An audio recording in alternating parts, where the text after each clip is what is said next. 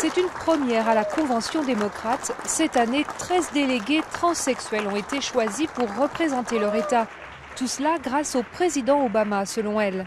Le président Obama a fait plus pour la communauté transsexuelle que n'importe quel autre président. Un grand pas en avant pour Jamie et Janice qui mènent aujourd'hui une vie normale après des années de souffrance. On a pris conscience de mon cas en 1958. Et en 1958, vous savez, on nous regardait comme si on était une abomination. Ça se résume à une chose. On veut rester en vie, donc on se fait opérer. On le fait parce qu'on ne veut pas mourir. La survie, c'est la priorité des transsexuels américains, loin devant le mariage gay réclamé par les homosexuels. Partout dans le pays, les transsexuels se font renvoyer de leur boulot.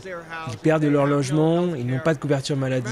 Alors le mariage, ce n'est pas un sujet qui intéresse notre communauté. C'est un combat pour plus tard. Les États-Unis comptent aujourd'hui plus de 900 000 transsexuels. Pour la majorité, ils n'ont pas d'emploi et vivent avec moins de 10 000 $ par an. Ceux qui s'en sortent sont souvent ceux qui ont la chance d'être bien entourés. J'ai eu une famille qui m'a soutenu depuis le premier jour et ça peut vraiment faire la différence pour les transsexuels.